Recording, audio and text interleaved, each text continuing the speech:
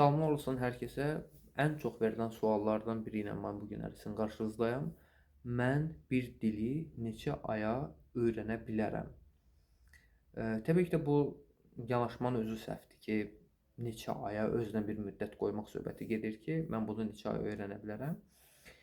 Eee, Deyə bilərəm ki, sizə ay söhbətini yığışdırmaq daha yaxşıdır. Çünki özünüzü psixoloji cəhətdən hər hansısa bir bloka salmış olursunuz. Blok dediyim, yəni kilitlənmə yox, o bildiyimiz çərçivənin içinə salınmaqdır.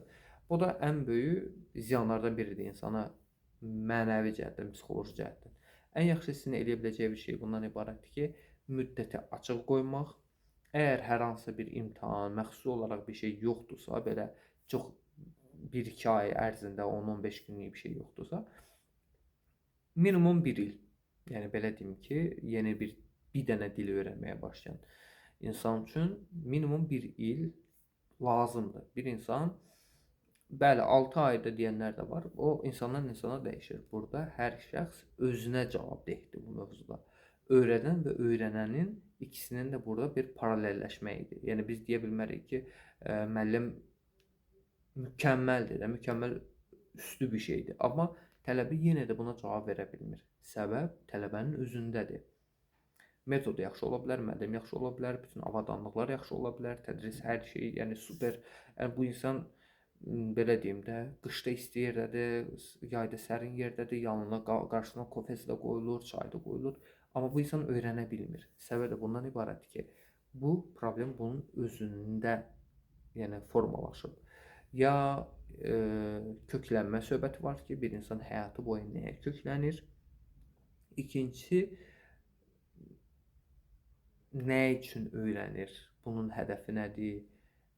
Bu sevirəkmi öyrənir, yoxsa məcburiyyət qarşısında olaraq öyrənir? Bunlara əsasında da biz vaxtı nisbətən təyin edə bilərik ki, hə, bu insan bu qədər müddət ərzində öyrənə bilər.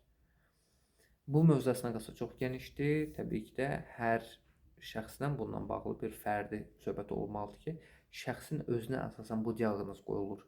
Necə həkimlər xəstəlik üzərində diaqnoz qoyursa, biz də müəllim olaraq, ən çox da poliqlotlar bunu daha çox rahat edə bilər. Çünki sxemin necə işlədiyini bilirlər. Təkcə bir dənə dildən yapışmırlar.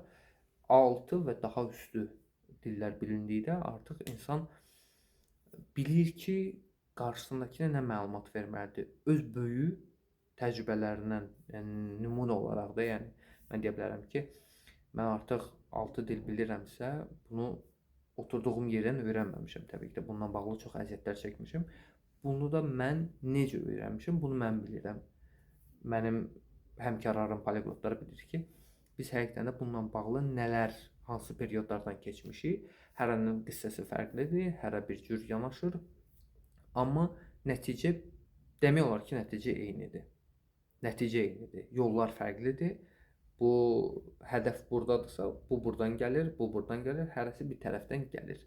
Gəlir, çatdığın yəni zirvə buradır. Buradan da istəyirsən gəlib bura çatasan, istərsən də buradan gəlib bura çatasan. Fərqi yoxdur. Nəticə olaraq eyni olduğu üçün dəyişən bir şey qalmır. Ona görə də hər şəxsin öz bir diaqnozu olur. Hər şəxsdən fərqli bir söhbət aparılaraq bunun nə istədiyini bilə bilərik. Və ondan sonra da biz dərslərə və yaxud da ki, müddəti onun üçün ayırd edib danışa bilərik, yəni bunlarla bağlı.